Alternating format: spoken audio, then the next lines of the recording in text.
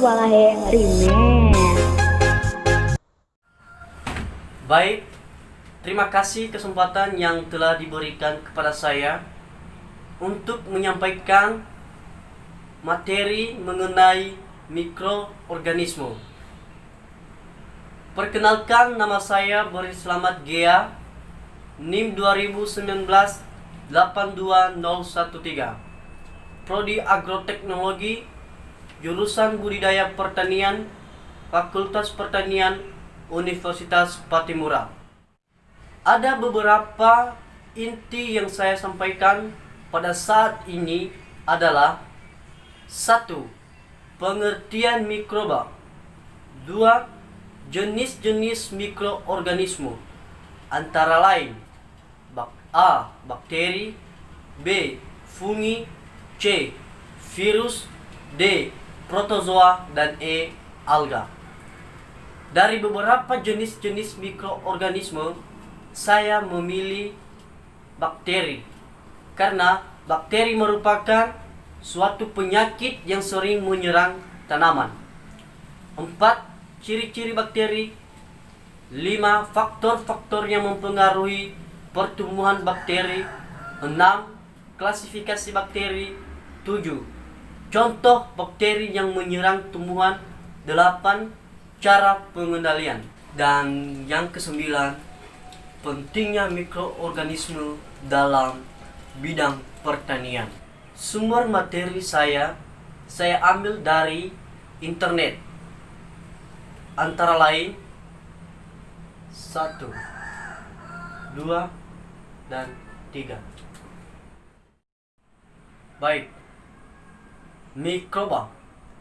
Mikroorganisme atau mikroba adalah organisme yang sangat berukuran kecil atau tidak dapat dilihat dengan kasat mata, sehingga untuk mengamatinya diperlukan alat dan bantuan.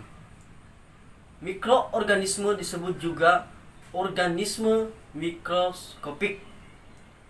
Mikroorganisme ada yang tersusun atas satu sel atau uniseluler, dan ada yang tersusun atas beberapa sel atau multiseluler.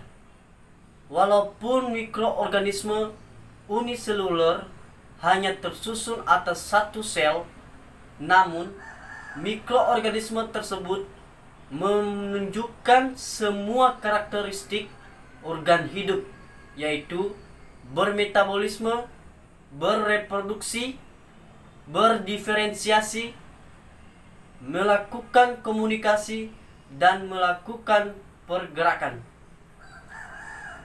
Mikroorganisme mempunyai beberapa jenis sebagai berikut: A. Bakteri, B. Fungi, C. Virus, D. Protozoa, dan yang terakhir alga.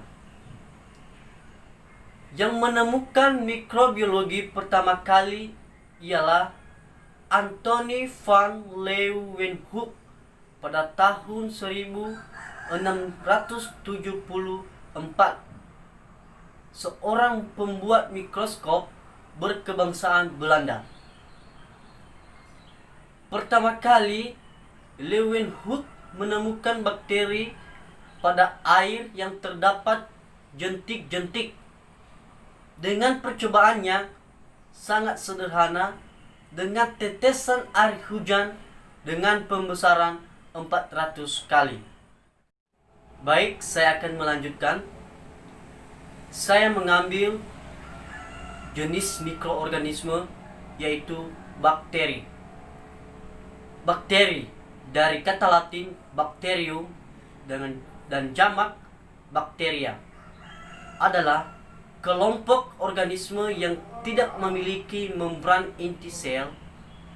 Organisme ini termasuk ke dalam domain prokariota dan berukuran sangat kecil atau mikroskopik, serta memiliki peran dalam kehidupan di alam.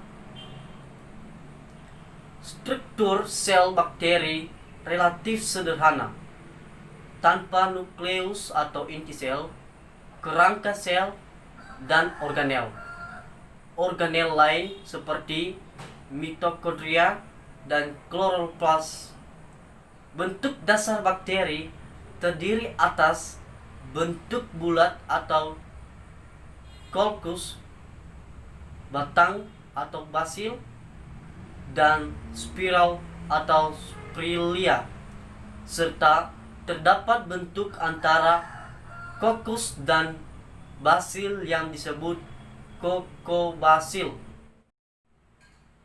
Ciri-ciri bakteri. Bakteri memiliki ciri-ciri yang membedakannya dengan makhluk hidup lain, yaitu 1. Organisme multiseluler. 2. Prokariot atau tidak memiliki membran inti sel. 3. Memiliki ukuran tubuh yang bervariasi antara lain 0,12 sampai dengan ratusan mikron, umumnya memiliki ukuran rata-rata 1 sampai dengan 5 mikron. 4. Memiliki bentuk tubuh yang beraneka ragam. 5. Hidup bebas atau parasit. 6. Yang hidup di lingkungan ekstrim. Faktor-faktor yang mempengaruhi pertumbuhan bakteri adalah suhu, pH, konsentrasi gram, sumber nutrisi, zat-zat sisa metabolisme, dan zat kimia. Beberapa contoh bakteri yang menyerang benih tanaman pangan, di antaranya adalah Bacillus sp, Pseudomonas sp, Xanthomonas sp, dan Rostonia solitacearum. Klasifikasi bakteri. Klasifikasi bakteri dapat dilihat dari beberapa penggolongan. Di antaranya 1. Klasifikasi bakteri berdasarkan bentuk tubuh. 2. Klasifikasi bakteri berdasarkan flagela. 3. Bakteri berdasarkan pewarna gram. 4. Klasifikasi bakteri berdasarkan kebutuhan oksigen. 5. Klasifikasi bakteri berdasarkan cara memperoleh makanan. Penggunaan mikroorganisme dalam pertanian organik. Salah satu persyaratan dalam pertanian organik adalah penggunaan agensi hayati dalam pengendalian pertanian OPT maupun peningkatan kesuburan tanah. Dan oleh karena itu, penggunaan bahan kimia sintesis seperti pestisida, pupuk, maupun zat pengatur tumbuh atau ZPT dapat disubstitusi dengan penggunaan inokulan mikroorganisme. Beberapa mikroorganisme penting yang mendukung pertanian organik berasal dari bakteri, jamur, virus, dan nematode. Telah dimanfaatkan sebagai pupuk hayati, biodekomposer, biopestisida, penghasil ZPT. Mikroorganisme yang telah banyak dimanfaatkan adalah bakteri dari jamur, sedangkan pemanfaatan virus sebagai biopestisida hanya sekitar 1% dari total biopestisida yang diperdagangkan. Pupuk hayati. Pupuk hayati merupakan pupuk yang secara tidak langsung menyediakan hara untuk tanaman. Pupuk hayati dapat diartikan sebagai sediaan yang mengandung mikroorganisme hidup tertentu yang berfungsi sebagai pemifikasi N, pelarut P, selulotik mikroorganisme atau dekomposer, atau penghasil ZPT untuk diaplikasikan pada benih tanah, atau kompos dengan tujuan untuk meningkatkan jumlah mikroorganisme yang bermanfaat dan mempercepat proses untuk meningkatkan jumlah mikroorganisme yang bermanfaat dan mempercepat proses untuk meningkatkan ketersediaan hara untuk diserap tanaman. Contoh mikroorganisme yang telah lazim digunakan sebagai pupuk hayati dalam budidaya tanaman. A. Bakteri pemfiksasi N. Fiksasi N merupakan proses enzimatik yang melibatkan enzim nitrogenisase. Contoh, bakteri pemfiksasi N diantaranya Rhizobillum sp, Bradyhizobillum sp, Azotobacter sp, dan Azotobacillum caulidans. Bakteri N metabolisme eksudat akar dan penyediakan nitrogen untuk tanaman. B. Pelarut P mikroorganisme menghasilkan enzim fosfatase yang menunjukkan organik P menjadi P anorganik sehingga tersedia untuk tanaman. Selanjutnya, biodekomposer, mikroorganisme yang berfungsi sebagai dekomposer akan menguraikan bahan organik dan mendukung proses mineralisasi dalam tanah. Selanjutnya, biopestisida, mikroorganisme yang bersifat antagonis dapat menghambat langsung patogen dengan cara 1. Sekresi antibiotik, racun biosurfaktan. 2. Kompetisi dalam kolonisasi dan nutrisi. 3. Kompetisi dalam mendapat mineral. 4. Menurunkan patogenisitas OPT. 5. Parasitisme dengan mensekresi enzim penghancur dinding seperti chitinases N 6-1,3 glukanase. Kompetisi dapat terjadi melalui 1. Kompetisi tempat atau kolonisation site. 2. Kompetisi nutrisi. 3. Kompetisi mineral dan menghasilkan antibiotik untuk menekan populasi patogen.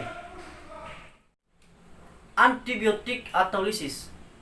Beberapa mikroorganisme mampu menghasilkan antibiotik ataupun enzim, misalnya glukanase dan chitinase, untuk mendegradasi sel-sel mikroba. Menginduksi kekebalan tanaman. Beberapa kekebalan tanaman juga dapat menginduksi kekebalan tanaman yang disebut dengan induced systematic resistance atau ICR. Hipal interference. Interferensi HIFA atau Hipal interference adalah salah satu mekanisme yang memicu kematian HIFA biopestisida. Penghasil zat pengatur tubuh. Mikroorganisme penghasil ZPT biasanya merupakan pupuk hayati sekaligus juga sebagai biopestisida. Penyakit layu pada tanaman nilam. Penyakit ini disebabkan oleh bakteri Ralstonia solanacearum dan dapat menemukan produksi nilam 60%. Gejala awal serangan penyakit berupa salah satu daun pucuk layu dan diikuti dengan daun bagian bawah. Selain terlihat gejala lanjut dengan intensitas serangan di atas 50%, tanaman akan mati dalam waktu 7 hari. Cara penanggulangan penyakit layu pada tanaman nilam. Strategi pengendalian penyakit layu bakteri pada nilam secara umum dapat dilakukan dengan cara: 1. Sanitasi dan eradikasi untuk mengurangi inokulum. 2. Membersihkan lahan yang sudah terinfeksi bakteri selama 2-3 tahun dan mencabut tanaman terserang serta membakarnya. 3.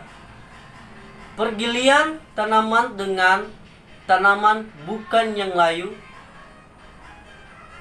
bakteri seperti tanaman padi atau jagung. 4. Memperbaiki satuan drainase pada curah hujan tinggi. 5. Menggunakan bibit unggul atau bibit dari tanaman sehat pada kebun yang belum terserang penyakit layu bakteri. 6. Penggunaan pestisida nabati dari bahan tanaman cengkeh dan kayu manis. 8. Pestisida kimia digunakan secara alternatif terakhir, yaitu dengan penggunaan pestisida yang berbahan aktif streptomycin, sulfat, dan karbofurat. Oke, kesimpulan. Peranan mikroorganisme dalam mendukung pertanian organik terutama ditunjukkan peranannya dalam menjaga kelestarian lingkungan dan kesehatan manusia. Mikroorganisme yang banyak berperan dalam perantaran berasal dari kelompok bakteri, jamur, virus, dan nematode.